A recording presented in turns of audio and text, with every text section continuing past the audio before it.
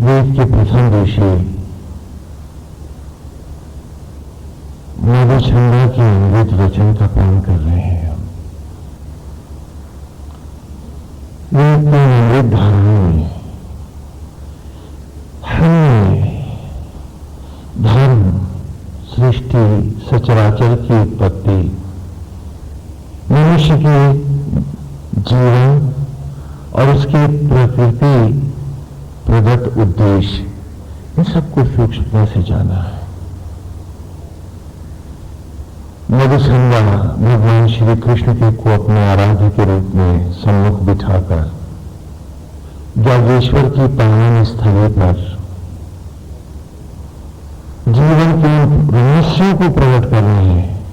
बुरा जहां वो बचपन से अब तक तपे, वो रास्ता जहां उन्होंने स्वयं को मांझा पड़ा और जाना, और कैसे कैसे चले, किन भावनाओं से के वशीभूत होकर वे तपे, और उन्होंने अपने में नारायण को कैसे खोजा, कैसे पाया, वो सब हम ऋचा ऋचा कर एक एक ऋचा करके एक एक शब्द का अर्थ करते हुए निरंतर पान करते रहे। आज की ऋचा भी उसी धारा में है। विज्ञान शांतम वासेषु हरं श्रुतम् विशान्तमास्य भूमः ऊतं सहस्त्रसातमा। ये आज की ऋचा है जो भगवान की स्थिति में और सारे जीवन को ही परोक्ष में रखकर मधुछंदा ने नारायण की स्तुति की है कि विज्ञान शांतमं वाचेषु हरं श्रुतम् विशान्तमस्य भूमः ऊतं सहस्त्रसातमा। कह रहा है विद्मा, विद्मा ने होता है विद्वान ज्ञान, ज्योति और मन, लक्ष्मी, ऐश्वर्य।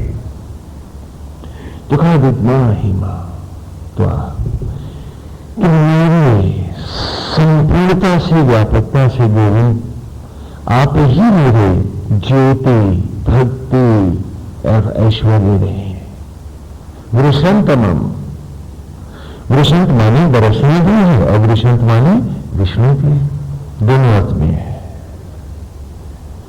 कि मेरे नारायण भी आप ही रहे हैं और आपकी ही दया और कृपा मेरी बुद्धि, विवेक, ज्योति, संपत्ति बनकर मेरे जीवन में निरंतर मुझ पर बरसती रही है। आपके अतिरिक्त कुछ जाना नहीं है। जो पाया है वो आपसे, आप ही हमसे देते रहे। विज्ञान है क्या वृषंतमम्। हाँ, ये बड़ी अमृत में ऋचा है। इसको भी, इस ऋचा के भाव को भी यदि आप जीवन में धारण कर लें तो एक एक क्षण पवित्र हो जाएगा। विज्ञान है क्या वृषंतमम्, कि मेरी विद्या, बुद्धि, ज्ञान, ज्योति, तप, साधना, सर्वस्व, ऐश्वर्य, उपलब्धि, जो कुछ भी है नारायण आप ही विष्णु बनकर मुझ पर बरसते रहे हैं। यह आप ही की दया और कृपा रही है और गोविंद ऋषि की कृपा का फल है कि आज मधुछंदा आपके सम्मुख है, आपके सामने है।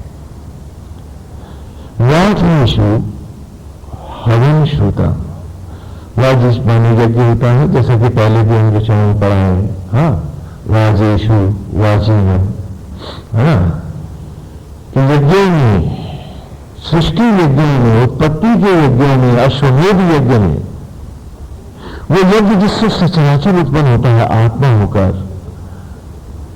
हे गोविंद आप ही निरंतर मेरे जीवन की क्षणों का निर्माण भी करते रहे। मेरा गुण आप ही से प्रकट हुआ है, आप ही के द्वारा संचालित रहा है।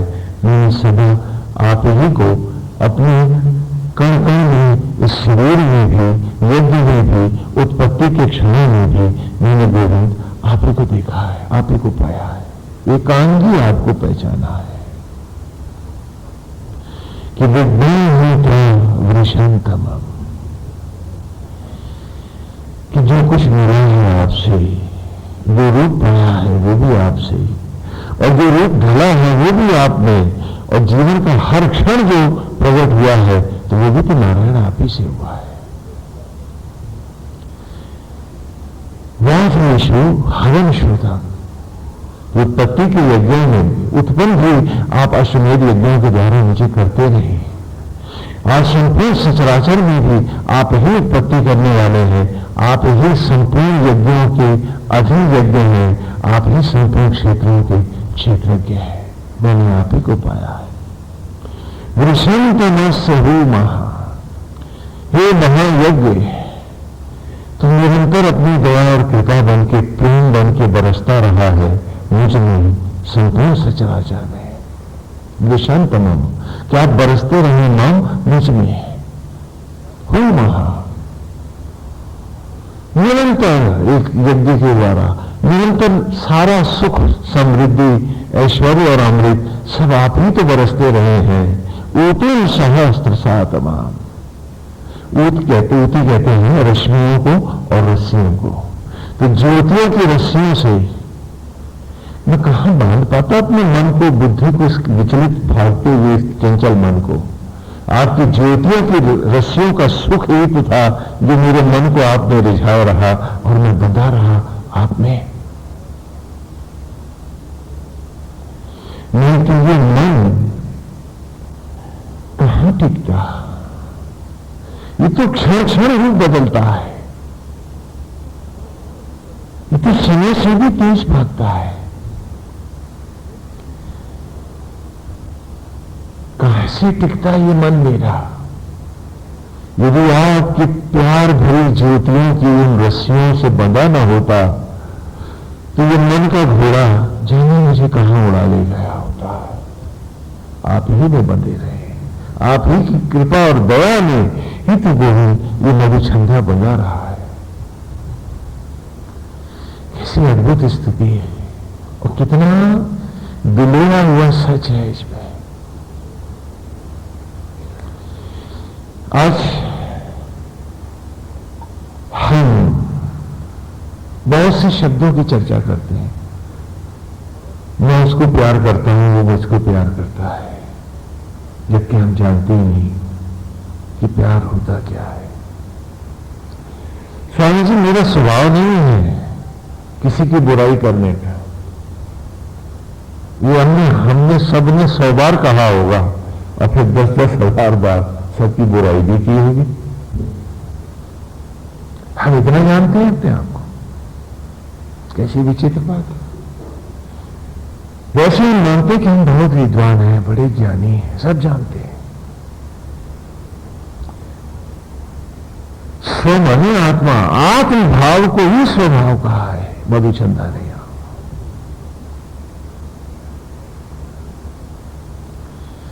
मधुचंदा कहता है कि भाव तो एक नैसर्गिक सत्य है, स्वभाव जो है।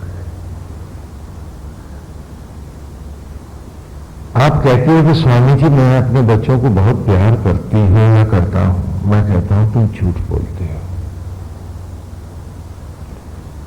क्योंकि तुम प्यार कर ही नहीं सकते, क्योंकि तुम्हारे पास प्यार का स्वभाव ही नहीं है।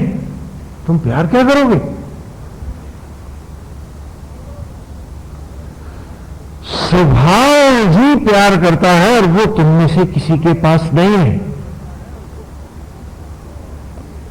क्योंकि प्यार करने का स्वभाव मेरा, तेरा और मीन में एक नहीं जानता। और तुम में किसी के पास 2 सिर है क्या? तो मेरा अलग और तेरा अलग करने वाला जीवन में कभी इस प्यार शब्द का अर्थ पा ही नहीं सकता।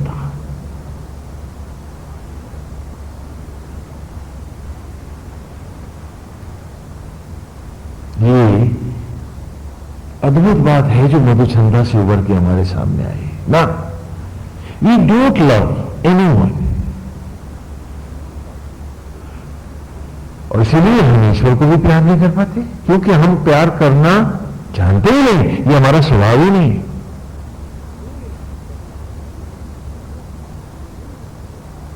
क्योंकि स्वभाव का अर्थ होता है जो आत्मा का भाव हो, वो प्यार तो वहां पर है नहीं। आज चोर चोरी करता है, डाकू डाका डालता है, हत्यारा हत्या करता है, तपस्वी तप करता है, जुआड़ी जुआ खेलता है, साधक सेवा करता है, और आत्मा सबको समभाव से प्यार करता है और सबकी जूठन को रख में बदलता है। हमने किसी के पास ये स्वभाव है, सिर्फ धोखा देते हैं अपने आप को, और हमने किसी के पास 10-20 सर नहीं है, एक ही है। और जो सचराचर को प्यार नहीं करता है, अपने मन से भ्रम मिटा दे, वो अपनों को भी कभी प्यार नहीं करता है, वो कभी प्यार कर ही नहीं सकता है।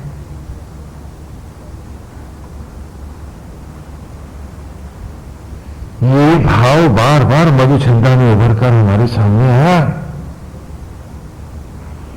और यही भाव बड़े मधुर ढंग से मानस में आया है कि सियो राम में सब जग जाने, कि जो प्राणी मात्र में सियो राम का भाव नहीं ला सकता है, वो सियो राम को प्यार, ईश्वर को प्यार भी नहीं कर सकता है।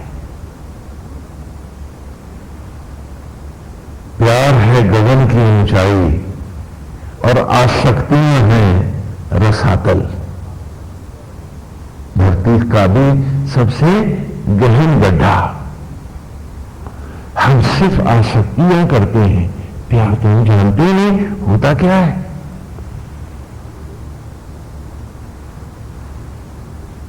और दुनिया भर के गीत गाते फिरते, मैंने उसको इतना प्यार किया, उसने मेरे साथ ऐसा कर दिया। हाँ, मियां बीवी के झगड़े, बाप बेटे के झगड़े, हाँ, भाई बहन के झगड़े, ये तो है तुम्हारे। तुम प्यार की परिभाषा, प्यार शब्द का अर्थ सदा सदा के लिए गंवा बैठे हो, भूल गए हो। तुम जानते ही नहीं हो कि प्यार होता क्या है। और प्यार स्वभाव का नाम है, तो प्यार की परिभाषा स्व माने आत्मा में ही तो पाओगे तुम। और वो प्यार की बात इस ऋचा में आज मधुचंदा ने करी है। क्या बात है, अति दुर्लभ है।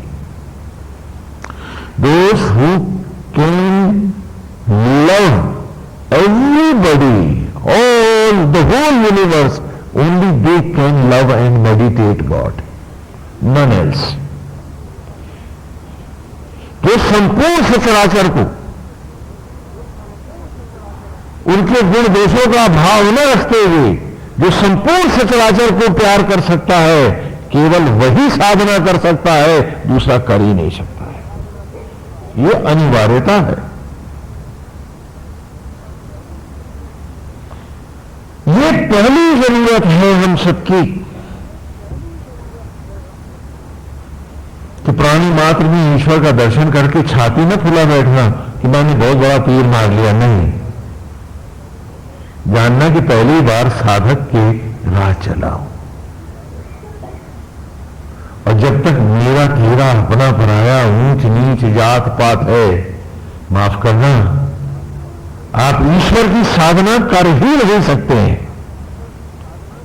आप जाति दास, परिवार दास, मेरा तेरा दास, हाँ, कबीला कुनबा दास तो हो सकते हैं, लेकिन राम भक्त आप में से कोई कदापि नहीं हो सकता। इस रहस्य को अच्छे से समझ लो कि मानस ने भी कहा, कहते हैं स्वयं भगवान श्री राम, कि जिस क्षण जीव मेरे सम्मुख होता है उसके कोटि जन्मों के पाप नष्ट हो जाते हैं। एक बार मेरा नाम लेते ही उसके करोड़ों जन्मों के पाप को मैं नष्ट कर देता हूं।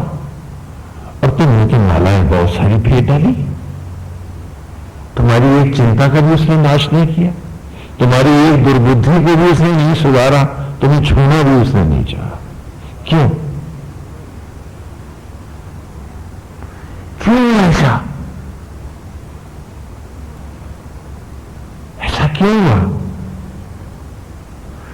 जिसके एक बार नाम लेने से मेरे करोड़ों जन्मों के पाप का नाश हो जाता है, मेरा रोम रोम निर्मल हो जाता है। ऐसे श्री राम की, भगवान वासुदेव की, मां भगवती की हमने मालाएं फेर डाली, व्रत कर डाले, तीर्थ भी कराए, फिर भी हमें कोई शुभ तो नहीं मिला। कोटि जन्मों को तो भूल जाओ, एक क्षण की भी समस्या नहीं गई, कोई स्वभाव में भी बदलाव नहीं आया। क्यों नहीं आया? इसलिए कि हम प्यार करते ही नहीं है, हम प्यार जानते ही नहीं है, हम झूठ बोलते हैं, नाटक करते हैं। क्योंकि प्रेम स्वभाव है, और जो आत्मा की तरह प्यार नहीं कर सकता सारे सचराचर को, वो ईश्वर को क्या प्यार करेगा? वो कर ही नहीं सकता। और जब वो ईश्वर का नहीं हो सकता, तो ईश्वर उसका कैसे हो सकता है? तुम्हें बताओ मुझे।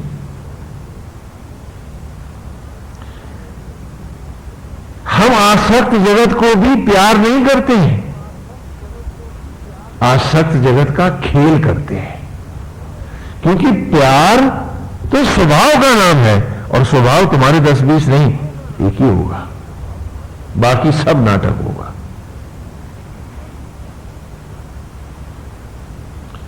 समर्पण की बात करते हैं हम लोग। मधुचंदा कहता है, तुम जानते ही नहीं हो समर्पण होता क्या है। वो तो अति दुर्लभ है। ये भी स्वभाव है। स्व माने आत्मा, आत्मा है ये, और वो भी तुम्हारे पास नहीं है। तुम ईश्वर को अर्पित हो ही नहीं सकते हो। ये कोई तुम्हारा क्षणिक भाव हो सकता है, क्योंकि समर्पण देना, समर्पण करना तुम जानते ही नहीं हो। यदि जानना चाहते तो उस ईश्वर को तुम पहचानते जो प्राणी मात्र को आज भी समर्पित है। कि अर्जुन आत्मा होकर मैं प्राणी मात्र में समाया हुआ हूं। समर्पण को प्रभु जानता है, तुम क्या जानोगे?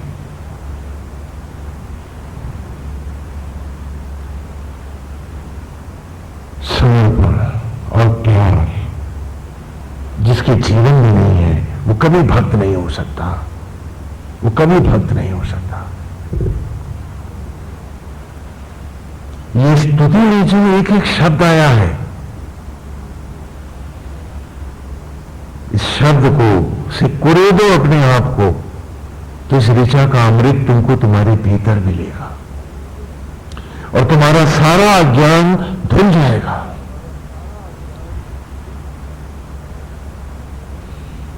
कि नारायण ने कहा कि आत्मा होकर मैं अर्पित होता हूं तुझको, तो आज भी वो आत्मा होकर तुम सबकी जूठन को रट में बदलता है।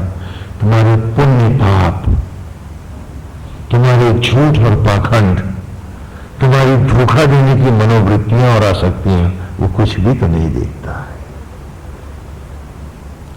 क्योंकि वो गुण भाव, सदगुण और दुर्गुण देख करके यदि वो तुम्हें समर्पित होगा और प्यार करेगा, तो फिर वो ईश्वर नहीं, कोई धंधेबाज व्यवसायी भी तो होगा, बिजनेसमैन होगा कोई।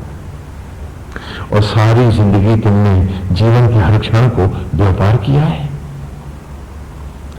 और दम भी है कि हमने गलती कर रखी है, हमने मालाएं फेर रखी है।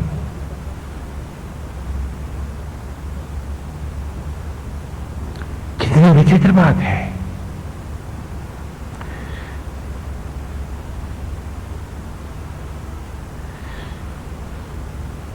वो कहते हैं कि जल के भीतर खड़ा हो जाता है एक पैर पर वो, और लगाता है लंबी समाधि, और पा लेता है एक नई मछली, बगुला। तो तुम्हारी पूजाएं भी तो कुछ पाने के लिए थी, तो क्या ये बगुला भक्ति नहीं थी कि एक मछली और मिल जाए?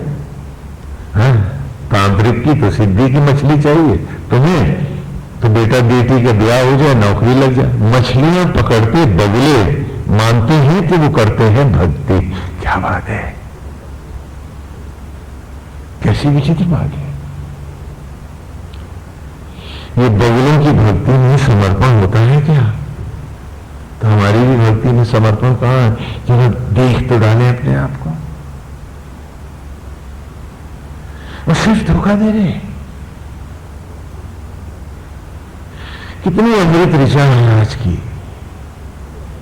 कि उसने कहा कि समर्पण तो मैंने प्रभु तुझसे लिया है, सीखा है तुझसे। क्यों? क्योंकि मेरा आराध्य गुरु तू ही रहा है। वंदे कृष्ण जगत गुरु,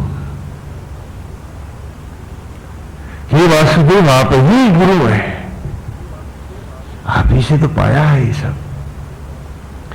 कि आज भी आत्मा होकर आप सचराचर को अर्पित हैं, समर्पण हुए, ये ऐसा अद्भुत समर्पण है आपका। और हम थे कि गुण दोष में दुनिया को तोलते और बात करते थे समर्पण की। भक्त हम कब हो ही नहीं सकते थे। धंधेबाज व्यवसायी कहीं भक्त होता है? किसका भक्त होगा वो? उसके लिए तो ईश्वर भी एक ग्राहक है। देखेगा तो सौदा, बेचेगा तो सौदा, लेगा तो सौदा। न लेने वाले को देखेगा, न बेचने वाले की सूरत देखेगा। उसे तो धंधे से मतलब है। और वही तो किया हमने तमाम उम्र। और फिर दिए अपने आप को झूठे धोखे कि हम भक्त हैं, हमने पूजा करी है, हम तो बहुत अच्छे हैं, बाकी सब बुरे हैं। क्या बात है।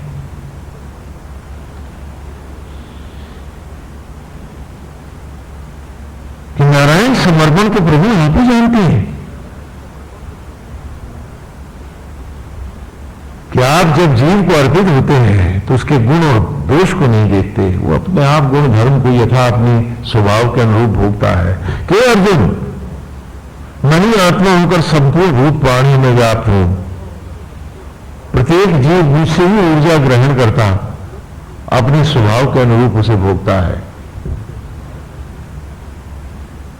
जैसे बिजली है, बिजली हर यंत्र को अर्पित है। वही एक ही करंट है जिससे पंखा देखो घूम रहा है, और ट्यूबलाइट, दोनों में अलग करंट नहीं है, करंट वही है। टेलीविजन तस्वीर भी दिखा देगा, रेडियो खाली गाना सुना देगा, लेकिन बिजली गाती नहीं है, बिजली नाचती नहीं है।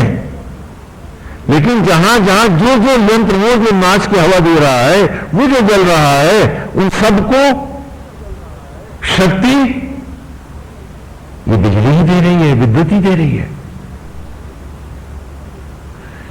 ये बड़ी ठंडी हवा निकालती है, क्योंकि एसी में कोई भी यही बिजली मिलती है तो वो ठंडी हवा भी नहीं लगता है। और रूम हीटर गर्म फेंकने लगता है। बिजली यही है, ये न ठंडी है न गर्म है, न ये हवा देती है, न ये रोशनी करती है। इसी प्रकार आत्मा है, वो हम सब में बैठा है, हम सब उसी से पाते हैं।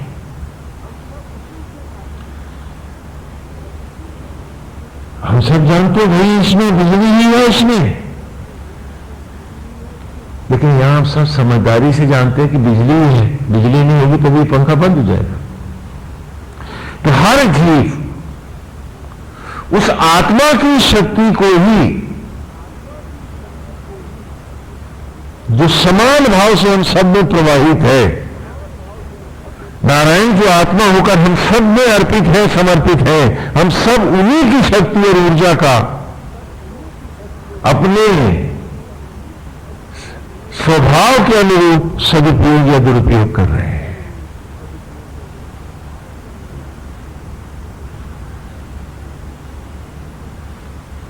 चोर ने चोरी करी, तपस्वी ने तप किया, हत्यारे ने हत्या करी, साधक ने जाकर के सचराचर की सेवा में जुट गया, सबको ऊर्जा तो आत्मा ने ही दी थी। बोलो, समझ में आता है? और हर जीवधारी ने माना कि वो ईश्वर जब हम पे अर्पित होता है तभी धड़कन होती है, तभी जीवन होता है।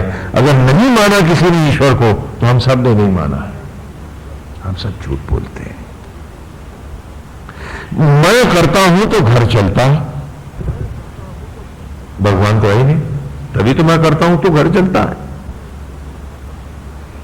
मैं नहीं पालूंगा तो सब भूखे मर जाएंगे। आसमान फट गया है, रावण भी मेरे आगे बौना हो गया है, मैंने तो आसमान को फाड़ के भी सर ऊंचा कर दिया है दंभ का अपना। मुझसे बढ़कर कह नहीं सकता। मैं ये न करती तो घर चलता कैसे? बाकी सचराचर में सारे जीव मानते हैं कि नारायण का समर्पण ही उनका जीवन है, धड़कन है, सचराचर है। अगर कोई नहीं मानता है तो हम ही लोग नहीं मानते।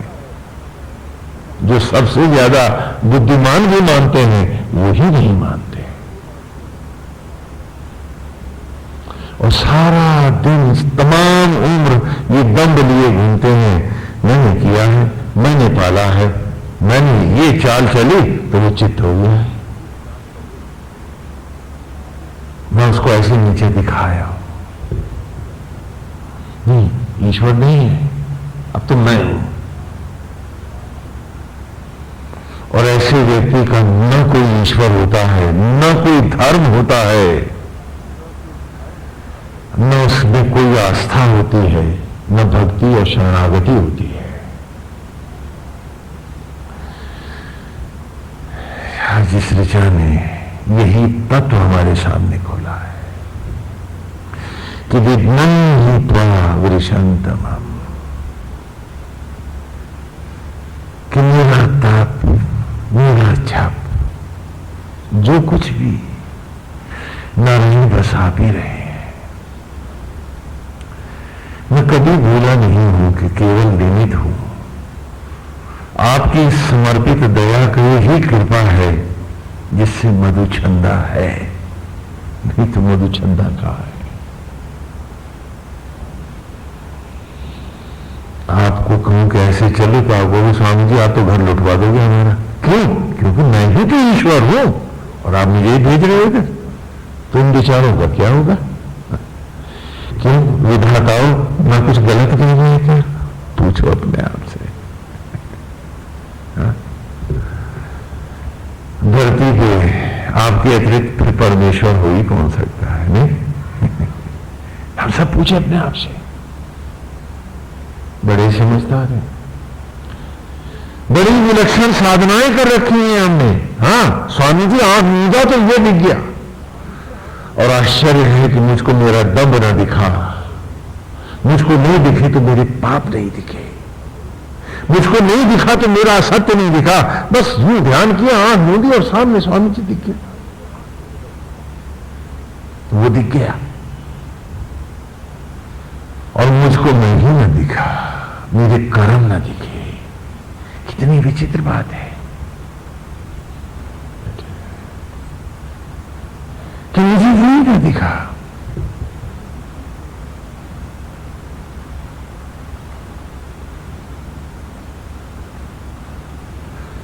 और उसका हृदय देखो कितनी विशाल है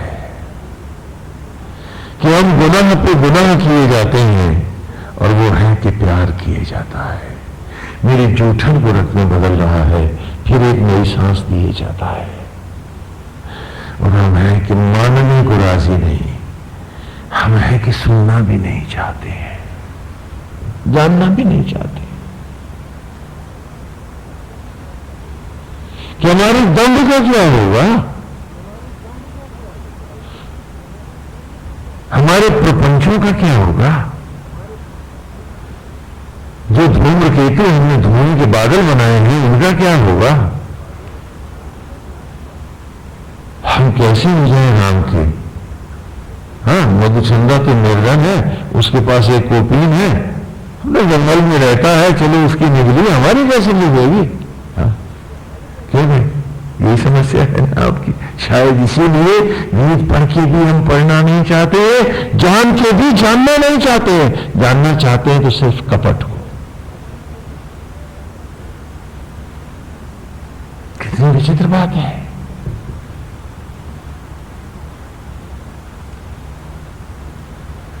सारा सचराचर जानता है कि वो सांस न दे तो न सांस है, न धड़कन है, न जीवन का क्षण है,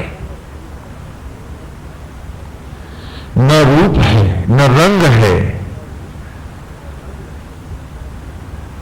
केवल मुट्ठी भर मट्टी ये शरीर है और मेरा न आता है न पता है। लेकिन हमें कोई बदलना नहीं चाहता है, हमें कोई जानना नहीं चाहता। और एक एक ऋचा का अमृत आज मधुचंदा हमें पिलाया जाता है और हम हैं कि हमें प्यास मधुचंदा की नहीं, आसक्त जगत की है।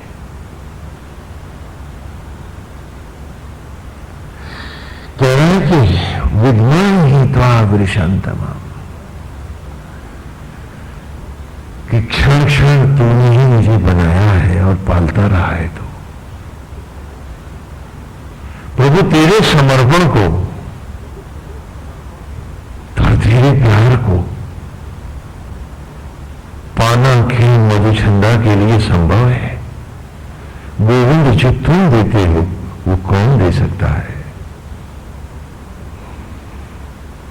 वाजमीशु हवन श्रुतम, और सुदूर यज्ञों के द्वारा निरंतर इस शरीर को पुष्ट कर रहे हो, इसे उत्पत्ति के योग्य कर रहे हो, इसको आगे संतति से वरद कर रहे हो कि शरीर के आगे और बेटे बेटियां नहीं हो गए।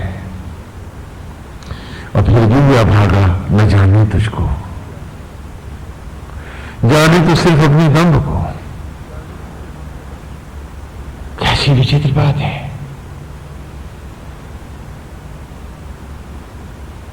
वाजमीशु हवन श्रुतम,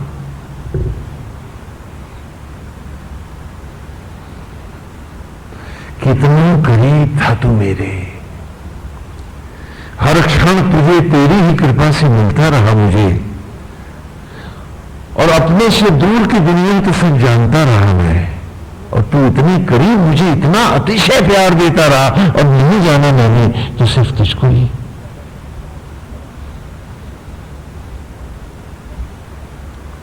और एक दम्भ लिए फिरा कि मैंने व्रत किए हैं, मैंने पूजाएं करी हैं, मैंने मालाएं फेरी है।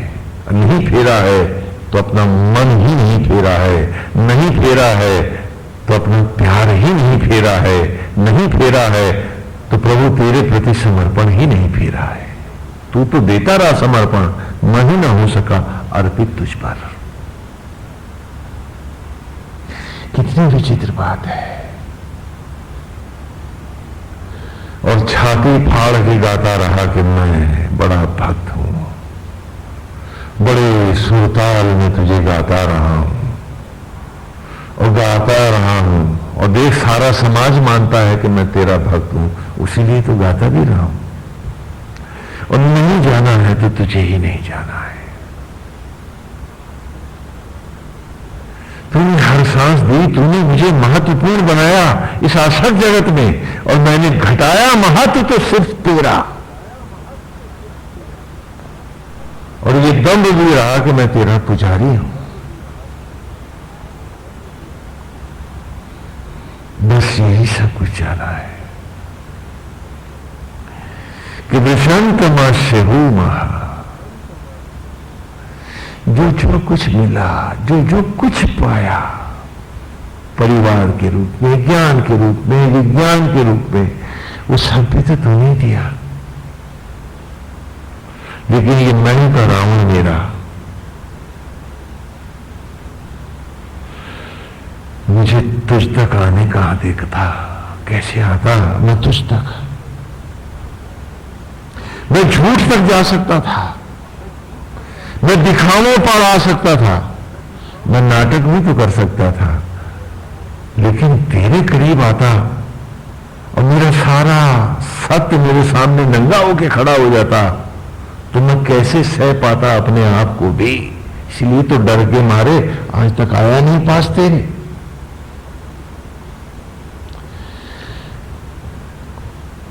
वैसे तो मैं बड़ा बहादुर हूं, लेकिन अपने सच को देखने का साहस मुझ में नहीं है।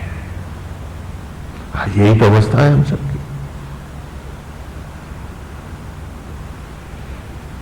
और यही नीचे सुना रही है आपको कि वाजेशु हवन शुद्ध, कि तूने सब कुछ देता रहा, विषम तमस्य हूं महा, बरसती रही दया और कृपा तुम्हारी ही सदा मुझ पर, और मैं समझता रहा कि मैं ही कृपा निधान हूं, कृपा करता हूं सब पर, मैं और मेरों पर। और उस वक्त मुझे कहां याद था कि मेरी अवस्था तो आज भी उस अबोध शिशु की है जिसे मां ही पालती है। मैंने अपनी अबोधता को भी अपने दंभ के आगे सर उठाने नहीं दिया, मैं उसे भी झुकलाता रहा। एक बात बताओ बेटा, जब छोटा बच्चा होता है, बहुत छोटा, छोटी क्लास में पढ़ता है, केजी वगैरह में, तो उसे कपड़े कौन पहनाते हैं? कौन पहनाते हैं? उसका बस्ता भी कौन तैयार करते हैं? और उसका टिफिन भी कौन लाती है? मौजे कौन पहनाएगी? जूते भी मां ही पहनाएगी उसको, नहीं क्या? है नहीं बात कि उसका भोजन, टिफिन, कपड़ा, जूता, मौजा कौन पहनाएगी? मां पहनाएगी। वो बच्चा खुद अभी इतनी समझ नहीं है कि पहन ले, लेकिन जब वो 5वीं 7वीं क्लास में पढ़ने लगता है, 8वीं क्लास तक पहुंच जाता है, अभी मतलब कोई हाई स्कूल इंटरमीडिएट डिग्री शुदा नहीं होता आप लोगों की तरह, थोड़ी क्लास में भी होता है, तब भी अगर मां को तकलीफ है तो अपना टिफिन भी कौन बना लेता है? बालक स्वयं उल्टा सीधा बना लेता है। कपड़े भी पहन लेता है ना, जूते मोजे भी पहन लेता है, नहीं क्या? बाजार से सब्जी भी ला देता है। तुम कहते हो कि तुम बहुत बड़े हो गए हो, तुम कहते हो कि तुम सिर्फ विद्वान हो गए हो, तुम कहते हो कि तुम्हारी दया और कृपा से तुम्हारे परिवार और घर चल रहे हैं, तो पूछता हूं एक सवाल तुमसे कि आज भी ये कपड़ा शरीर का ये मां ही क्यों पहनाती है? बोलो, कि ये तन का कपड़ा पहन सकती हो तुम? तो आज भी वो मां ही कपड़ा पहना रही है, और आज भी वो भस्मी से तुम्हारा टिफिन आने में ला रही है। हम में से किसी को नहीं आता। सत्य यहां खड़ा है, और दुर्भाग्य देखो कि हम ईश्वर से भी ईश्वर बने घूमते हैं। दंभ हमारा गगन फाड़े पड़ा है, तो हमारे राम वाणी में सार्थकता कहां आती कि जिसका एक बार नाम लेने से कोटि जन्मों के पाप नष्ट होते हैं, तो नाम लेने की एक व्यवस्था भी तो है, वो सत्य भी तो है, वो हमारे पास कहां है? इसलिए मालाओं की मालाएं रगड़ी हैं और फल कुछ भी नहीं है। हाँ, मन को दिया हुआ धोखा है कि वैकुंठ मिल जाएगा।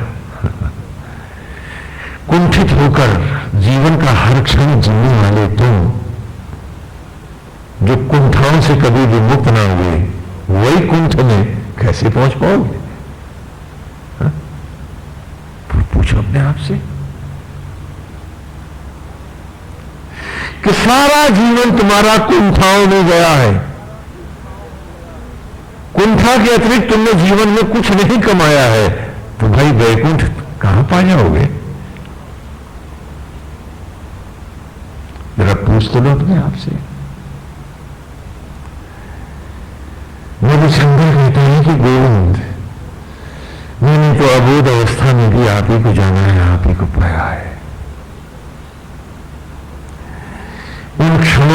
जब मन चंचल बच्चों से भी कहीं अधिक चंचल होकर भागते थे सबके दाएं बाएं, तेरी मनहारी छवि और तेरी ज्योतियों की रस्सियों से वो मेरा मन रीझा और बंधा रहा है।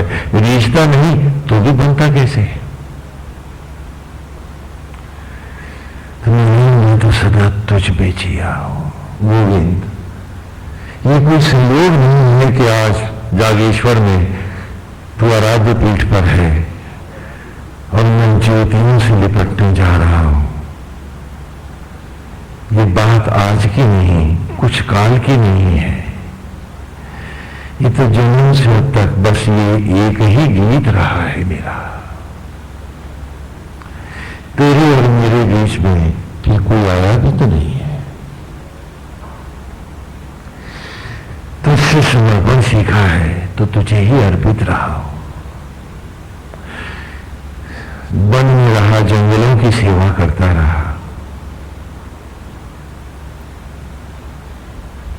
नगर में आया तो नगर की सेवा करता हुआ भी सभी माना है कि तेरा निमित्त हुआ तेरी ही सेवा कर रहा हूं।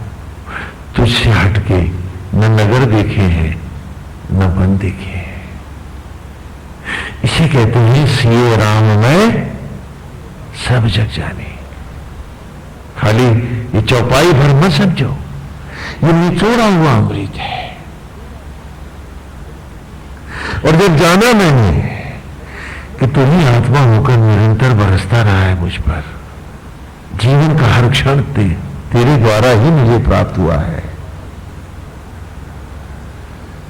तो मैंने कर्तव्य को तेरी सेवा माना, तेरी पूजा माना। फल की चाहना कभी नहीं करी है। जे ही विधि राखे राम ताही विधि रही है।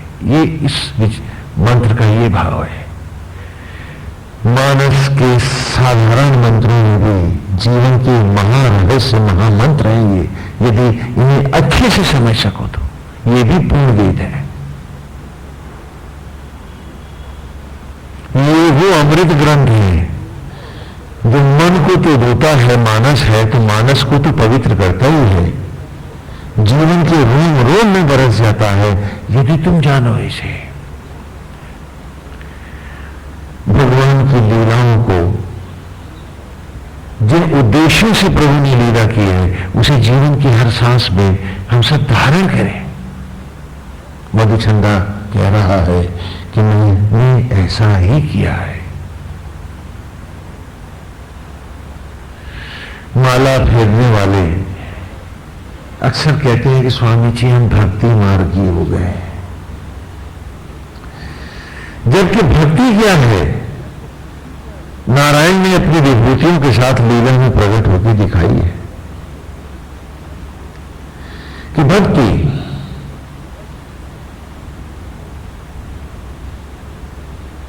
भरत है मानस में, वो हमारी कहानी है। हम बराबर इन कथाओं लीलाओं को दोहराते रहे जिससे भाव और अधिक मुखर और स्पष्ट हो जाए और शायद हमारी भी नींद खुल जाए। मानस का एक पात्र और भी है जिसका नाम है कुंभ कारण। कुंभ माने घड़ा और कारण माने कान। घड़े के कान है, घड़े के कान है कि बचपन से अब तक सत्संग की गंगाओं में उतरते रहे, भजन गाते रहे, लेकिन वासनाओं की नींद ऐसी सोए कि नहीं जागे तो फिर नहीं जागे, जागे तो कुछ पाने के लिए, कुछ खाने के लिए। ईश्वर भी मिले तो लूट न मारे उसको और फिर कह दें कि तूने हमारे साथ किया ही क्या है। ये भी कह सकते हैं। उतना साहस भी नहीं है।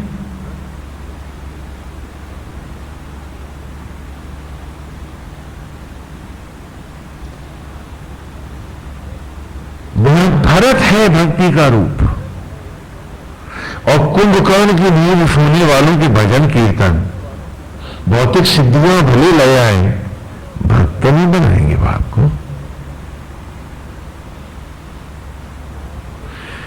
कि राम गद्दी पर बैठेंगे नहीं। भरत ने कहा मैं कैसे बैठूं, मैं तो भक्त हूं, भरत हूं। भक्त कभी सम्मान नहीं लेता, वो तो आराध्य को देता है, क्योंकि सत्य वही है कि वो सांस न दे, वो धड़कन न दे, वो जीवन का क्षण न ले, वो मेरे जूठन को रथ में न बदले, तो मेरे पास जीवन के क्षण है ही कहां।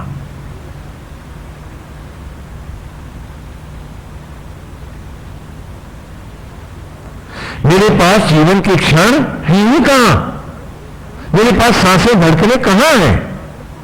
और जो स्वयं को जीवित नहीं रख पा रहा, वो सेवा किसी की क्या कर रहा है, निमित्त ही तो है। बोलो, लेकिन आज निमित्त भाव हमें अच्छा नहीं लगता है, हमारी इज्जत पिट जाती है ना, बेइज्जती हो जाती है। हाँ, सम्मान तो मेरे को दो, मैं बहुत अच्छा गाता हूं, मैं बहुत अच्छा बोलता हूं, मैं बहुत अच्छा काम करके दिखाता हूं, मैंने इतने लोगों को की इतनी सेवा कर दी है, मैंने इतनों को इतनी दया कर दी है। किसने करी है? मैंने करी है, उसने नहीं, मैंने करी है।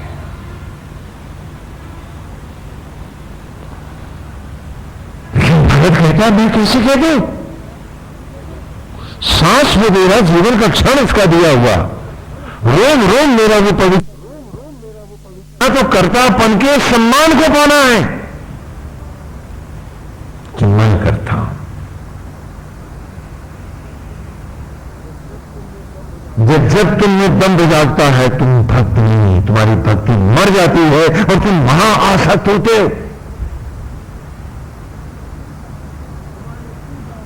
तुम्हारी पूजा पाठ जब तक वही नष्ट हो जाते हैं तत्क्षण, और एक झूठा आश्वासन तुम्हारे पास रह जाता है कि तुमने व्रत किए हैं, तुमने पूजा की है, तुमने पाठ किए हैं। जैसे आधा घंटा सांस रुक जाए तुम्हारी, तो तुम्हारी सारी जिंदगी भर की कमाई नष्ट हो जाती है, क्योंकि मुर्दे की कोई उपलब्धि नहीं होती, मर जाते हो तुम। उसी प्रकार मर जाती है भक्ति तुम्हारी, और रह जाते हैं झूठे दम, अपने को दिए गए धोखे, मिथ्याभिमान भरे आश्वासन कि मैंने मालाएं फेरी हैं, मैंने पूजाएं की हैं। बंद हो जाता है अनंत का द्वार तुम्हारे लिए।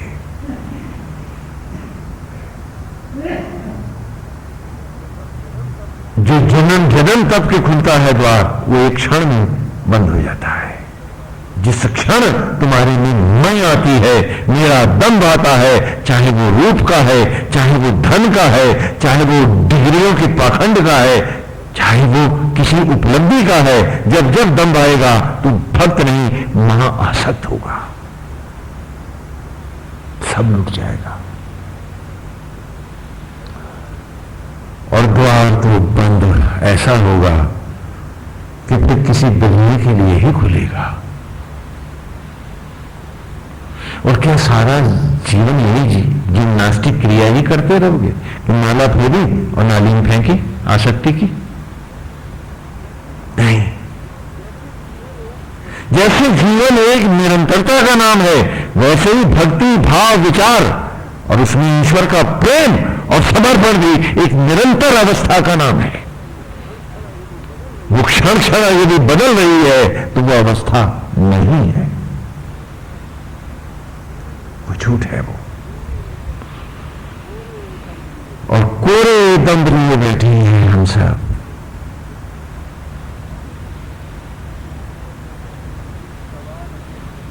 गवा रहे हैं तो श्री राम को, उनकी दया और कृपा को, और जा रहे हैं तो पाप योनियों की ओर।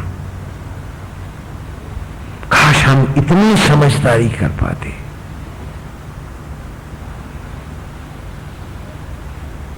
कि असत्य को तो सत्य नहीं मानते और बार बार अपने आप को ऑटो सजेशंस के द्वारा विचार को बार बार रिपीट करते हैं। कहा नहीं कि करत करत अभ्यास ते जड़ मति होत सुजान, और रस्सी आवत जात ते सिल पर पड़त निशान। बड़ी सुंदर कथनी है ये कि हमें बार बार इस रस्सी की रगड़ को, भक्ति की रगड़ को, कि निमित्त है तू प्राणी मात्र से प्यार कर।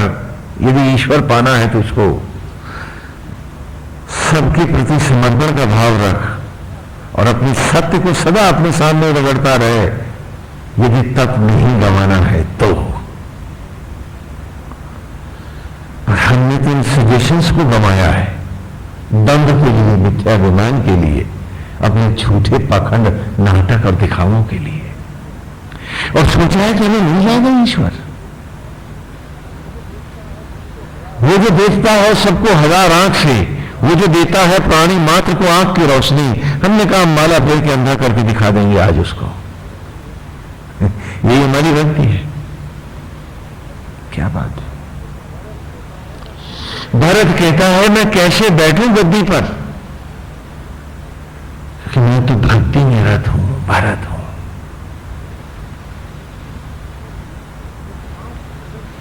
जब सांस धड़कन जीवन का क्षण में दे रहा है तो मैं कैसे सम्मान के पद को ले लूं। अरे सम्मान तो नारायण के हैं, तो श्री राम की पादुका रख दो। मैं सेवक के रूप में साम्राज्य की सेवा कर दूंगा। ये निमित्त भाव नहीं है तो तू भक्त हो ही नहीं सकता है। झूठ बोलता है। जिसमें ये सत्य नहीं होता है वो कभी भक्त नहीं होता है। आप सोचते हो कि वो योगा कर लेंगे, सांसें रोक लेंगे, कुंभक रेचक पूरक कर लेंगे, पद्मासन लगा लेंगे, न्यूरासन में चले जाएंगे तो ईश्वर मिल जाएगा। क्यों? तब तो सर्कस के नट और गांव के जोकर को तो कत्तई मिल गया होगा। और ये शरीर क्या तूने बनाया है कि इसके रगड़ने से तुझे मोक्ष मिल जाएगा? ये तो राम को बनाया है।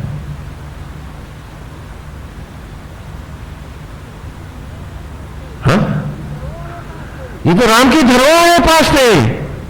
कोई तेरे पास धरोहर रख गया कि मेरा ये सामान देखे रहना, रख लेना भैया, उसको बेच करके तू दुकानदारी करेगा?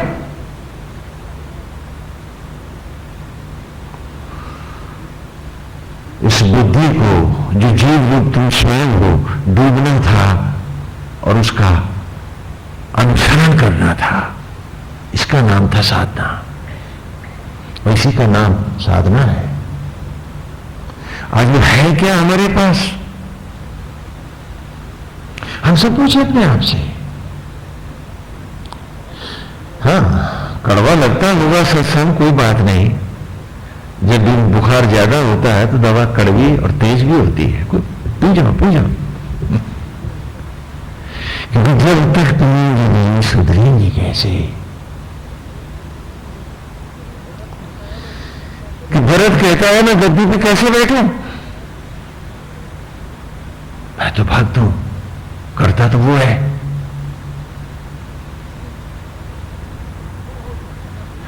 और जो वो चाहेगा वही तो होगा। उसकी दया और कृपा के बिना मेरा रूप कहां है, मैं कहां हूं? तो राम की पादुका विराजो, मैं उन्हीं की सेवा करूंगा। राम कहते हैं कि हम जा रहे हैं वन को, जानकी कहती है कि वो साथ जाएगी। क्योंकि वो आत्मा के बिना जब जीव रह ही नहीं सकता तो समर्पिता भक्ति, समर्पण आराध्य से अलग कैसे हो सकता है? जानकी जी स्वयं महान लक्ष्मी, जगत माता, हमारे को हमारा ही रूप बनाने के लिए भूमि सुता के रूप में प्रकट हुई है। क्योंकि हम सब ये जीव, ये प्रकृति धरती से ही तो उपजे हैं, अन्न में तो भूमि सुता ही तो है हम सब। तो वो हमको हमारा रूप दिखा रही है और हम है कि भजन गा रहे हैं। पढ़ना नहीं चाहते, जानना भी नहीं चाहते। जानना चाहते हैं तो झूठ कैसे बोले, दूसरों को मूर्ख कैसे बनाया जाए, अपना घर कैसे भरा जाए। मानस में कुछ ऐसे पात्र हैं, ताड़का, उसे आप अच्छे से जान गए हैं राम कथा में। दूसरों को ताड़ना देने की मनोवृत्ति को हम क्या कहेंगे? ताड़का।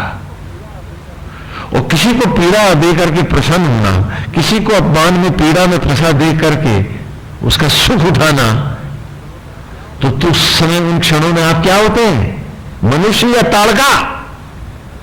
अरे भाई बताओ ना, ताड़का होते हैं आप। हाँ, आप इसको ऐसे नहीं कह सकते हो कि दूसरे की पीड़ाओं में तड़का लगाने वाले ही ताड़का होते हैं। नहीं है, पहचानो अपने आप को। ये रूप भरने में आप सब आगे हैं, और भक्ति में दूर दूर तक आपका पता नहीं है। और क्या भक्ति मार्गी है? कैसी विचित्र बात है। और शुरू ही कथा में आता है सुबाहु, हाउ सुबाहु, मेरा सुबाहु। आप सब गाते हो और कहते हैं हम तो जय श्री राम गा रहे हैं, वो झूठ बोल रहे थे। सुबाहु कि बहुत बड़ी बाहों से सारे सबको लपेट के अपने घर में रख लो। बड़ी बाहें हैं ना, कि दुनिया भर को नोच करके अपने घर में भर लो तुम। सुबाहु मेरा बाप है, सुबाहु मेरा भाई है, मेरा पति है, मेरा सब कुछ है। अगर पति देव भी बाहर से सुबाहु बन के घर ना आए तो घर में कोई नहीं पूछता उसको चाय को दी। बोलो बोलो, तो सुबाहु मेरा जीवन है, ऐसे गाया करो ना कि हर एक का हक मार लाऊं, बाहों में सबको भर लाऊं, सुबाहु हो जाऊं।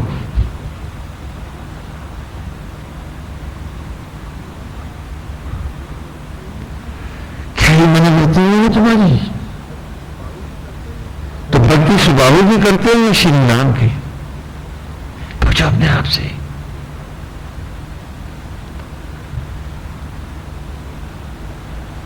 जो देव देवता और जो सबको डस के अपना घर बनना चाहे वो सुबाहु असुर। हम सब क्या बनना चाहते हैं, देवता या असुर? किसको हम प्रधानता देते हैं जीवन में अपनी? यह हम पूछते हैं अपने आप से। हमें सुबाहु अतिशय प्रिय है, और ताड़का तो बहुत मजा देती है ना, दूसरों का अपमान करके, दूसरों को नीचा दिखा के, दूसरों को ताड़ना देके कितना सुख मिलता है ना? कितने प्रियजन हैं हमारी। और स्वामी जी कह रहे हैं कि राम की भक्ति करो, कैसे कर दे? अरे ये सारे पात्र भी तो रामायण में हैं, इन्हें कैसे छोड़ दिया? और तीसरा जो पात्र है वहां, उसका नाम क्या है? मारीच। माया जानता है वो। लेकिन रामायण के सारे पात्र बड़े बौने हैं, उनकी माया भी छोटी है। कुंभकर्ण 100-200 घड़े पी लेता होगा दूध के, घी पी जाता होगा, मिठाइयां बहुत खा लेता होगा, जानवर भी खा लेता होगा। कितना खाता होगा? 2-4 ट्रक, 10-20 ट्रक। लेकिन क्या वो एक पनडुब्बी खा सकता है? और यहां तो पनडुब्बियां खाते हैं नेता, अब भूखे रहते हैं, चारा खा जाते हैं। यूरिया खा सकता है कुंभकर्ण? और जरा अपने अपने मन को टटोलो कि कौन सी चीजें जिसे खा के तुम तृप्त हो जाओगे, फिर भूखे नहीं होगे, तुम्हारा मन भूखा नहीं रहेगा। कुंभकर्ण तो बहुत छोटा है हम सब के आगे। ये है तो ये और हो जाए, वो है तो वो और हो जाए, है? अकेले कुंभकर्ण को ही हम क्यों प्रसंग बनाए बैठे हैं? हम तो रावण की पूरी कथा में उसके परिवार से ऊपर का प्रसंग तो आज हम सब बने बैठे हैं। और फिर मजा ये है कि भजन की बात भी करते हैं, भक्ति की बात भी करते हैं, और तीर्थों में घूमने आते हैं, पता नहीं क्या पाने जाते हैं। और इस महातीर्थ को जिसे स्वयं ईश्वर बना रहा, इसे हम जानना नहीं चाहते कि जो देव दुर्लभ तीर्थ है, जिसे वेद में अभी पीछे हम पढ़ के आए हैं कि पुरुतमम पुरुणाम ईशानम वर्याणाम इंद्रम सोमी सचा सुते। कि अरे पगले देख कहां बैठा है तू, पुरुत्तमम, लोकों में भी सर्वोत्तम लोक में, अर्थात इस शरीर लोक में बैठा है तू। ये अतिशय दुर्लभ पावन तीर्थ है जो ये नर्तन है। पूर्वोत्तमम पूर्णम ईशानम,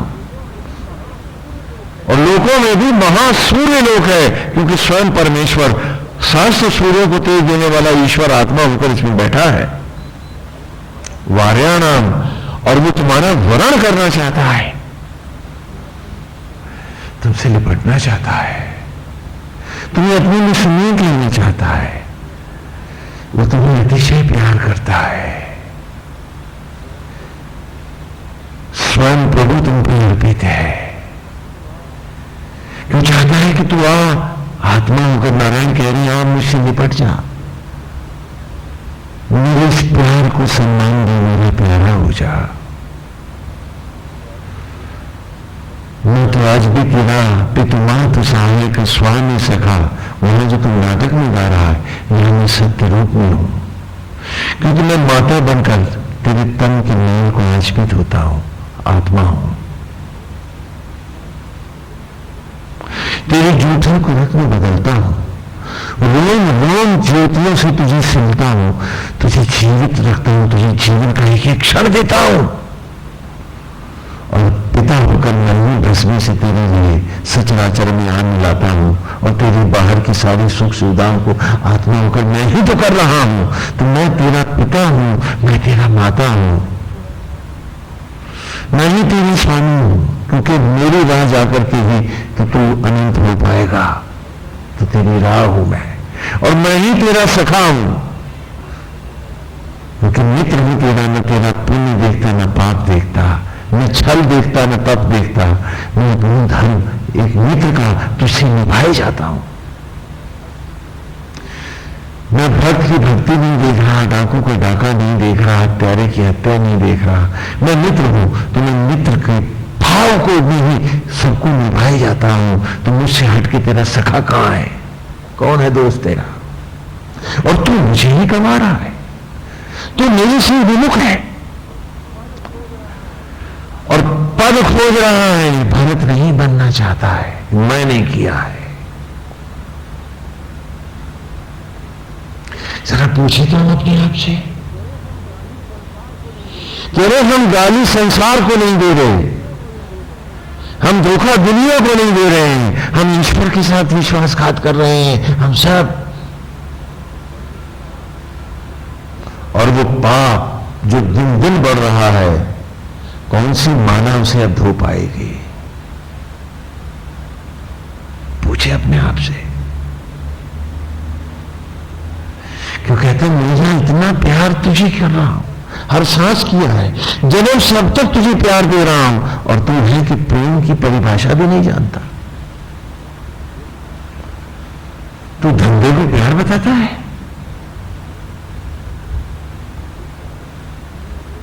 प्यार तुम्हें करता हूं, और मेरे प्यार की सीमा देख के तू ढूंढ ना पाएगा, क्योंकि जिन पतित योनियों में तू प्रायश्चित के लिए जाएगा, कुत्ता, बिल्ली, बीच, छिपकली, चमगादड़, जो भी तो बनेगा, मैं आत्मा हूं कि फिर सखा का धर्म निभाने आऊंगा, तेरा साथ दूंगा, और तू मुझे ही बुलाए बैठा है। कौन सा दंभ पिएगा तू, कौन सा दंभ जिएगा तू, मुझसे हटके क्या अस्तित्व होगा तेरा?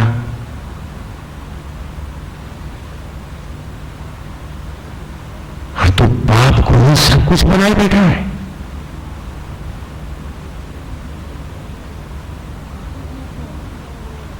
हम पूछे अपने आप से, कह रहे क्यों नहीं जाग रहे हम, ये कुंभकर्ण की नींद टूटती क्यों नहीं है हमारी? किस अमृत कथा का खाली अखंड पाठ ही क्यों कर देते हैं? तन को, मन को, आचरण को, विचार को, व्यवहार को रोम रोम धोते क्यों नहीं हम अपने आप को? कितना प्यार करने वाला बैठा है पास हमारे, नक भी कहीं रूठ गया वो तो प्रेत योनि के अलावा, कि जहां आत्मा का भी भाव ना रहेगा, साथ ना होगा, और कौन सी अवस्था पर होगी हमारी? क्या ये मालाएं बचा पाएंगी? क्या ये थोथे आचरण हमारे हमको हमारी रक्षा कर पाएंगे?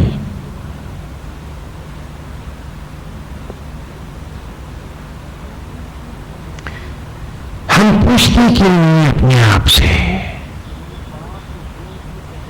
कि ये पाप, ये झूठ, ये प्रपंच हम कब तक जिएंगे और क्या थक न जाएगा परमेश्वर भी हमसे? हम क्यों नहीं ईमानदार सच्चाई पर आते? हम क्यों नहीं शेष जीवन निष्ठाओं में बिताते? क्या लादना किसी को, हम तो स्वयं आत्मा पे लदे हैं, और क्या लगना किसी पे? नारायण तो है, तो दूसरे को क्यों बोझा बनेंगे? तो क्या हम सीधे सीधे चल नहीं सकते? न लादना किसी को, न लगना किसी पे, गोविंद है, गोविंद है, गोविंद है, बस गोविंद है। ऐसे भी तो जिया जा सकता है। तो कहा मैं तेरा पितृ, मातृ, स्वामी, सहायक और सखा। क्योंकि तेरा मात्र सहायक मैं हूं, मैं तेरी सहायता न करूं तो सचराचर में कोई तेरा नहीं है। आंख मूंदी चिता पे फूंक आएंगे और सपने में दिख गया ना, तो जिन्हें सहायक कहता था ना, मेरे कहता था, वो सारे के सारे डर जाएंगे कि प्रेत तो नहीं बन गया, दो चार औरतों ने घसीटेगा, भगाओ इसको यहां से, मांत्रिकों को बुलाओ, तांत्रिकों को बुलाओ, घर में कीलों गड़वाओ, फलाना करो, सारे नाटक तो करते हो तुम लोग। तो जो तुम अपनों के लिए कर रहे हो, कल क्या तुम्हारे साथ नहीं होंगे ये सब?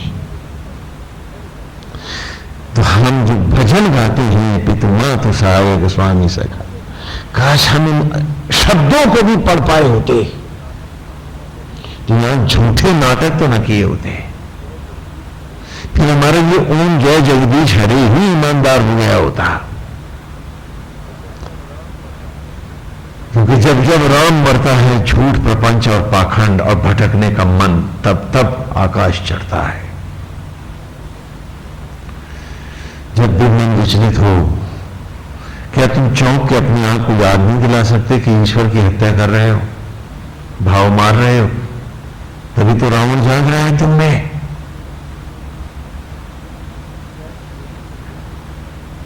क्या इस योनि को खो करके प्रेत और पिशाच योनियों में ही जाना है कि जहां आत्मा का भी संग ना मिले, सखा भी छूट जाए? तो फिर प्रेत बन के तो मत जियो, दूसरों के सुखों को भूल के ना नोचना, क्योंकि ये प्रेत की वृत्ति है और प्रेत कभी सुखी नहीं होता है। सबके सुख का साधन बनना ये देव मनोवृत्ति है। किसी को पीड़ा मत देना और सदा राम के साथ रहना। जो तुम्हें इतना प्यार कर रहा है, तुम भी उसी प्यारे के साथ रहना। कहा कि स्वभाव का अर्थ होता है जो आत्मा के भाव को पा जाए। स्व माने आत्मा, जिसने आत्मा का भाव नहीं ले पाया, जो आत्मा की राह ही ले गया, उसके पास स्वभाव तो है ही नहीं है, वो तो बेभाव है। क्षण क्षण बदलता है, क्षण क्षण उसके रिश्ते नाते संगी और साथी बदलते हैं, उसके रूप बदलते हैं। मन का संगी प्रेत के जैसा न यहां टिका न वहां टिका, अभी यहां था फिर गायब हो गया, मृग तृष्णा के मृग की तरह, स्वर्ण मृग की तरह, कि क्षण दिखता है फिर लोप होता है। ये भाव तुम्हारे क्या स्वभाव है? पूछिए मत अपने आपसे। और इस ऋचा ने आज हमको एक बहुत सुंदर एक दृष्टिकोण दिया है कि मधुसूदन कहते हैं कि यूं गोविंद आज मैं तेरी इन ज्योतियों में लिपटने उस अनंत की राह, उस महाप्रयाण को जाने ऐसे ही नहीं आया हूं। मैं हर क्षण ऐसे ही जिया हूं, मैंने ऐसे ही जीवन की हर सांस को जिया है प्रभु।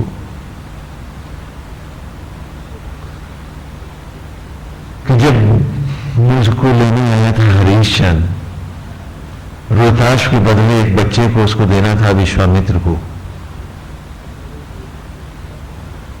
तो बड़े बेटे को पिता ने कहा कि मैं इसको बिना नहीं रह सकता।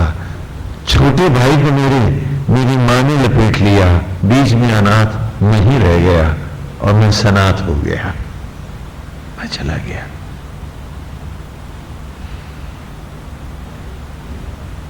कि जब ठुकराए संसार तो दुखी मत होना, शायद सनाथ होने जा रहे हो, अनाथ भाव से छूट रहे हो। बड़ी अच्छी बात है, क्योंकि जब कोई न होगा तभी तो वो होगा। क्योंकि जब सब होंगे, भाव सब में भागता फिरेगा, तो भाव उसमें कहां रुकेगा। सनाथ होते हुए भी अनाथ सचिएंगे हम। तो कहा बड़े बेटे को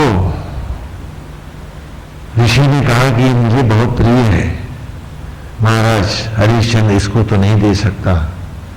छोटे बेटे के लिए मां ने कहा ये तो भी छोटा है, मैं तो इसका मुंह देख के जीती हूं, मैं इसे नहीं दे सकती। तो मंगला नहीं रहा तो मैंने कहा विश्वामित्र से कि गुरुदेव, मैं अभी से ज्योतियों का वर्ण करने के लिए, पशु पसागियों का पशु बनने के लिए, अनंत की बचाने के लिए मैं तो तत्पर हूं, क्योंकि मेरा जीवन, मेरा समर्पण, मेरा सर्वस्व, मेरा अंतरात्मा गोविंद ही है। और मैं विश्वामित्र के साथ चला गया। और फिर जब विश्वामित्र ने मेरी परीक्षा ली तो वो चौंक पड़े और उन्होंने कहा कि बालक मधुचंदा तुम रुक जाओ, यदि तुम चले गए तो धरती पर वो रहस्य सदा के लिए लोप हो जाएगा। वेद सारे होंगे, मधुचंदा तू ना होगा, हर द्वार बंद होगा, फिर कोई सत्य न पाएगा। इसलिए हे मधुचंदा बालक, विश्वामित्र ने कहा कि मैं तुझे प्रणाम करता हूं। ये ठीक है कि तुम मेरे साथ आया है, लेकिन मेरी एक इच्छा और मान ले, तू मेरे बेटों का 100 पुत्र ही मेरे, तू उनका अग्रज हो जा।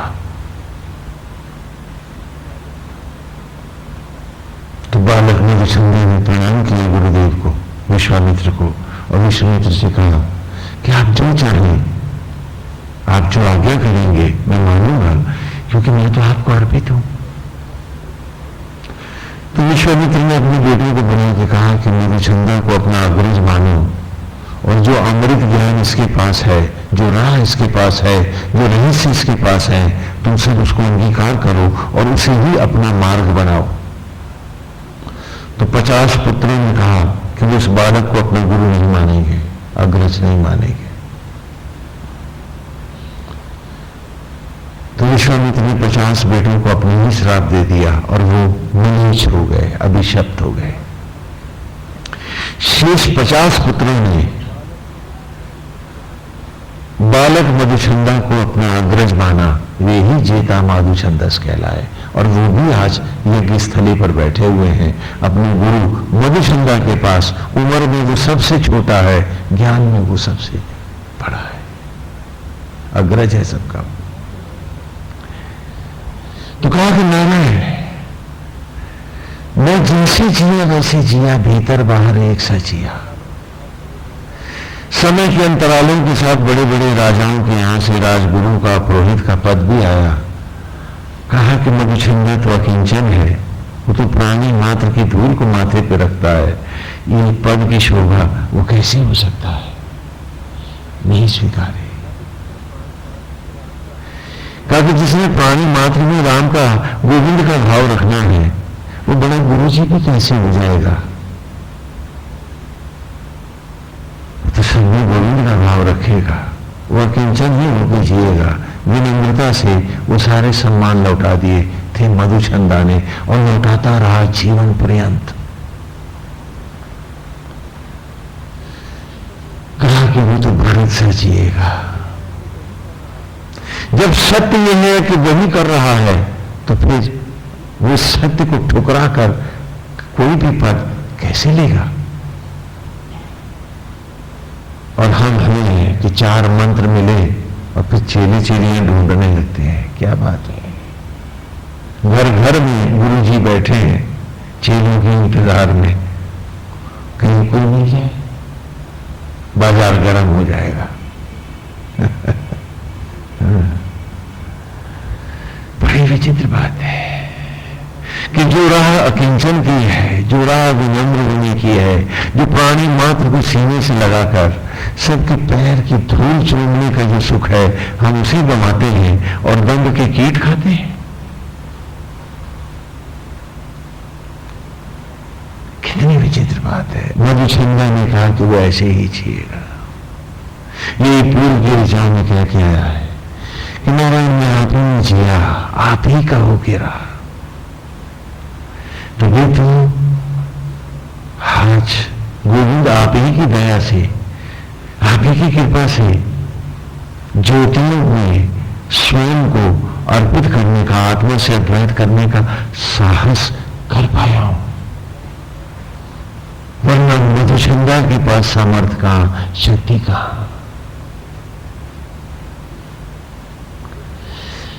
ये मधुचंदा की राह है जो भारत है, और ये मधुचंदा का समर्पण है जो जानकी है। आप समर्पण जानते क्या होता है? आप समर्पित हो ही नहीं सकते।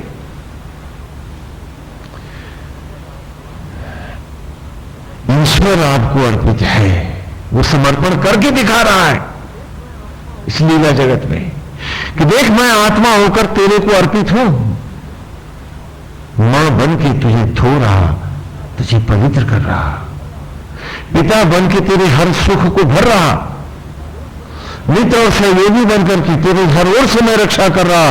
देख मेरे समर्पण को, अपने भीतर देख। और तो खाली मेरी माला फेर के मुझे मूर्ख बनाना चाहता है, मेरी राह नहीं आना चाहता है। कैसी विचित्र बात है। समर्पण अति दुर्लभ है, और समर्पण मोक्ष है, मोक्ष है, मोक्ष है। और जिसके पास समर्पण नहीं है, उसके पास सिर्फ भटकाव और आवागमन है और कुछ नहीं है। आज आत्मा मुक्त है, मोक्ष को प्राप्त है, क्योंकि वो समर्पण जानता है। वो तुम्हारे गुण दोष भी नहीं देखता है, तुम्हें सांस और धड़कन देता है, तुम्हारी चूटियों को रत्न बदलता है। और आज उसी सत्य को तुम समर्पित नहीं हो पा रहे हो। थोथे दम मैं करता हूं, इसी में हम फंस के बैठ जाते हैं और झूठ पाप की तरफ तो दौड़े चले जाते हैं और भक्ति की तरफ खाली मानव घुमा देना चाहते हैं। कितनी विचित्र बात है।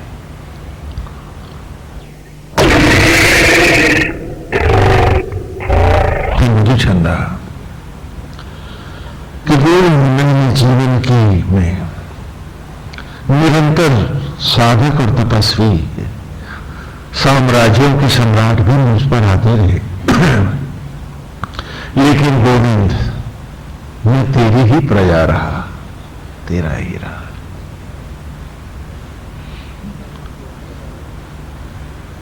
समय के अंतरालों में, उन वन प्रदेशों में भी मैंने हर जीव को, हर प्रेमी को उसकी प्रेयसी के साथ देखा, पर मेरा तो प्रियतम और प्रेयसी गोविंद तू ही रहा। फिर कोई कल्पना भी तो न रही कि नारायण मेरा सर्वस्व तू ही है। तो इसे हट के और मैं देखता क्या? और लीला के लिए जब तू प्रकट हुआ, अवतरित हुआ धरती पर, और तुमने कहा कि तू सचराचर का ही होकर जिएगा, किसी के स्वयंवर में नहीं जाएगा। मैंने सुना तो धन्य हो गया कि गोविंद जिसे अपने भीतर खोज रहा था, प्राणी मात्र में जिसका दर्शन कर रहा था, आज उसे नर लीला में भी मैं साक्षात पा गया।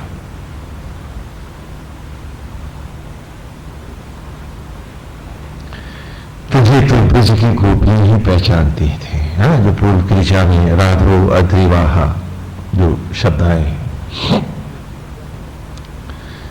क्योंकि जो सजल नहीं है, जो भाव के साथ पिघला नहीं है, वो तुझे पाएगा भी क्या? तुझे ब्रज की गोपियां पाएंगी। ये जंगल में बैठा है मधुचंदा जानेगा। आसक्त जगत तुझे पहचानेगा भी कैसे?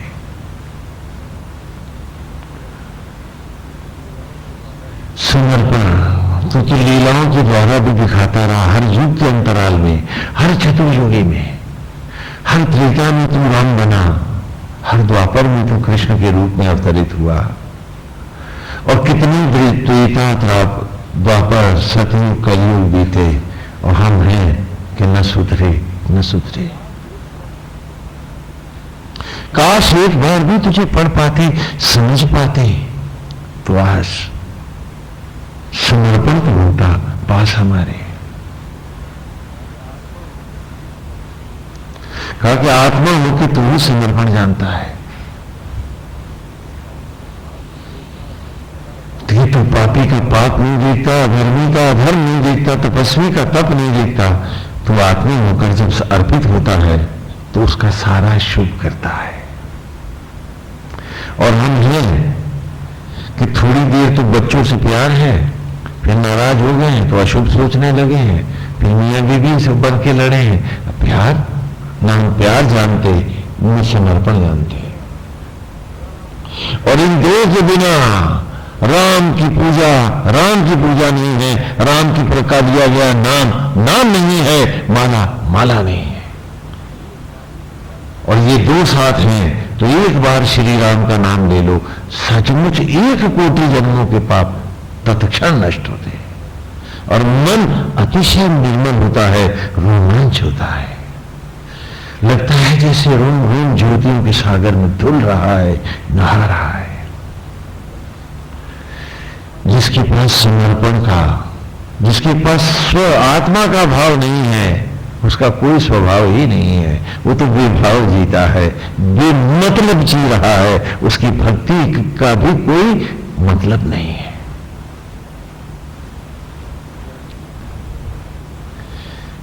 जानकी ने कहा कि वो राम के बिना नहीं रहेगी, तो समर्पण जानकी ने दिखाया है।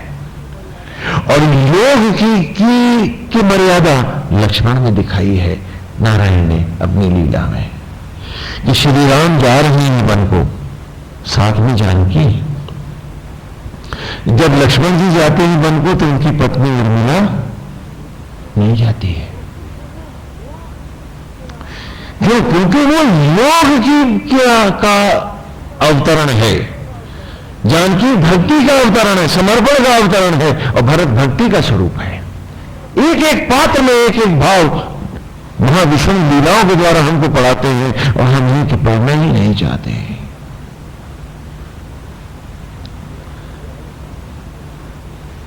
कि लक्ष्मण जाएगा तो उर्मिला नहीं जाएगी। क्यों? क्योंकि योग में दो नहीं होते, एक होता है। प्रेम गदी अति साकरी जानी दो न समाए। कि जब मैं था तब हरि नहीं। अभी वही तो चर्चा कर रहे हैं। इस मैंने हरि को नकार रखा है मेरे जीवन में, और मैं हूं कि हरि हरि गा रहा हूं। तो हरि हरि की जगह हरे हरे नोटों की तरफ ध्यान चला जाता है। क्यों भाई? कि जब मैं था तब हरि नहीं, अब हरि है मैं नहीं। जब नारायण है तो अब मैं नहीं हूं, बस नारायण है। और प्रेम गदी अति संकरी जाए में दो न समाए। तो दिखा रही है कि लक्ष्मण जी जा रहे हैं, उर्मिला साथ में नहीं है। लेकिन नहीं, उर्मिला साथ में है। और माने हृदय मिला है। यहां योग में वियोग होता ही नहीं है। तू कहीं रहे मुझ में है, मैं कहीं रहूं तुझ में हूं। क्या बात है? और तुम तो तीर्थों तक भाग आए, न तुम उसमें हुए और न तुम्हें लगा कि वो तुम में है। हाँ, योग के लिए जोर मारा तो मुर्गासन कुकुटासन लगाए। हाँ। क्यों? नहीं, कि जब मैं था तब हरि नहीं, अब हरि है मैं नहीं। और प्रेम बली अति साकरी जाने दो न समाए। तो लक्ष्मण जी के साथ उर्मिला भी जा रही है, उर्मिला है, रावण भी चाहे तो उसकी यहां कोई बिसात नहीं चलेगी, क्योंकि वो अलग कर ही नहीं सकता। वो उनको अलग कर ही नहीं सकता। योग तो वो परम मार्ग है जहां किसी के ना होने और होने के भाव ही नहीं है। वो तो है, मुझ में है, मैं हूं उसमें हूं। तो किसी का ना आने की बात है, न जाने की बात है। इस साधना का नाम है योग साधना, न कि मुर्गासन साधना, कुक्कुटासन साधना जो तुम किया करते हो, वो नहीं है। एक एक पात्र के द्वारा एक एक रूप को बड़े ही सुंदर मनोरम ढंग से दिखाया गया है वहां पर। क्योंकि महाविष्णु लीला करने आए हैं कि उन्हें किसी रावण एक को नहीं मारना है, हम सब में बैठे रावण स्वभाव को मारना है। वो जो दुर्भाव है स्वभाव नहीं है, और उस दुर्भाव को जिसे हम स्वभाव बनाए बैठे हैं और अभावग्रस्त जी रहे हैं, ईश्वर के रहते हुए भी ईश्वर नहीं है, ये अवस्था है हमारी। मधुचंदा में हम सब अपने आप को देखें, मांझे, पहचाने, और तब इस ऋचा को ऑटो सजेशन बनाए कि जहां बैठे हैं मन ही मन गुनगुना रहे हैं कि विद्मान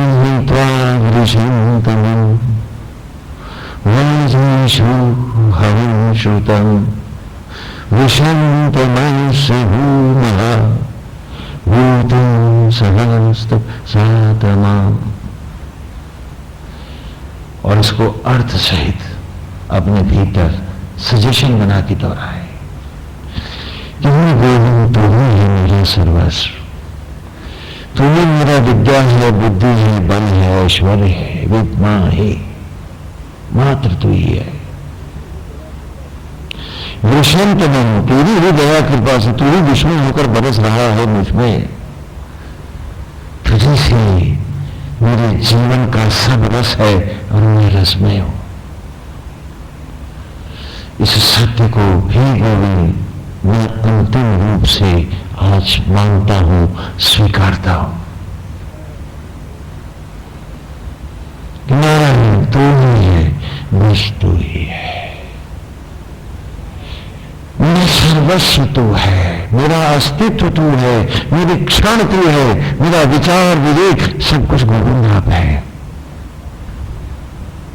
आपसे हटके मैं किसी को किसी भाव में नहीं ग्रहण करता। सचराचर में भी हर रूप में मेरे तो गोविंद सब में तू ही है। श्री राम में सब जग जाने कि मैं ही हूं तो वृषं तमाम वाजमीशु हवन श्रुतम। मेरा सांस धड़कन, मेरी उत्पत्ति, मेरा वर्तमान, भूत भविष्य वर्तमान सब कुछ गोविंद आप है, सिर्फ आप है। मुझको लाने वाले, मुझे अनंत की ओर ले जाने वाले भी हे गोविंद आप है। अब मैं ये नहीं जानता कि ये भक्त है, वो अभक्त है, ये शिष्य है, वो गुरु है, मेरे आज सिर्फ आप है, हर रूप में आप है। ये श्रीचा के भाव है। विषंत नाश से हो महा, तेरी ही दया कृपा की बरसात से मैं रिमझिम हूं। तेरे सुंदर मनोहारी छवि की ज्योतियों में मैं निरंतर बरस रहा है। मेरा हर भाव रिमझिम वर्षा हो रही है। गोविंद, मेरा मन आज तुझे में सींच रहा है। तेरे रूप का आकर्षण है, तेरा सौंदर्य है, तेरा माधुर्य है, तेरा ही रस है। मेरा मन गोविंद तेरे इस मनोरम रूप में सदा के लिए ठहर गया है। बोलो, बिन बोले बोलो, अपने भीतर बोलो, इस ऋचा को याद कर लो, फिर अपने अंतर में गुनगुनाओ और इसको भाव सहित लो। रोमांच होगा, निरंतर रोमांच होगा, रोम रोम पुलकित होगा और हर क्षण गोविंद का साथ होगा। और ये ऋचा मन की रस्सी तुम्हें तुम्हारी आत्मा से बांध देगी। विषंतमस्य महा ऊतिम, ऊत माने रस्सी, ऊति माने रस्सियों से। आत्मा की अमृतमयी सुधि की, ध्यान की, समर्पण की, भाव की रस्सियों से अपने आप को हजार हजार बार बांध ले। ऊतिम सहस्त्र, और ये रस्सियां बड़ी सुलभ है, तो आत्मा की सुख से सहस्त्र बार इस मन को बांध, गोविंद पा जाएगा, मिल जाएगा। उसमें डूब के जिए, उसके होके जिए। कि अब गोविंद हम जिएंगे, हमारे हैं। अब आप ही का रूप हमारा रूप होगा, आप ही हमारे सर्वस्व होंगे, आप ही हमारे सुख हैं, हमारा यश है, आप ही हमारी उपलब्धि है। भीतर जगत में, बाहर जगत, संसार में गोविंद आप है। मेरा मन अब इस भाव से विचलित नहीं हुआ। कोई लाख चाहे मुझे दुख देना, पीड़ा देना, मैं आपसे नहीं हटूंगा। अभी कल ही भक्त आए, कहने स्वामी जी घर में एकांत नहीं मिलता, हमने बड़ा झूठा आदमी है यार, मैंने आज तक ऐसा झूठा आदमी नहीं देखा। छू गए है, ये आपने क्या कह दिया? मैंने कहा बता, तुझे पैदा हुआ तो कितने ब्रेक साथ में लाया था? बोला अकेला आया। अब मैंने कहा मरेगा तो अकेला। मैंने कहा शरीर के भीतर के और कौन कौन रह गए? कहना कोई भी नहीं, तुम्हें फिर घर में तो अकेला है। भीड़ कहां बता रहा मेरे को? अरे हम सब अकेले, हम सब अकेले, लेकिन खिड़कियां खोल के बाहर की भीड़ भीतर बुलाते हैं, ऐसे सिर फिरे हैं।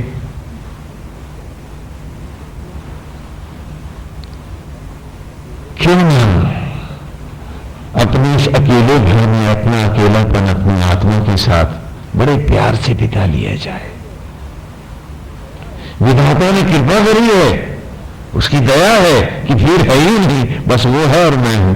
तो कोई समाज नहीं, कोई सीमा नहीं, कोई मर्यादा नहीं, क्यों ना लौट लिपट लिया जाए। और कहता है कि स्वामी जी एकांत नहीं मिलता, मैं बहुत झूठा आदमी है। तो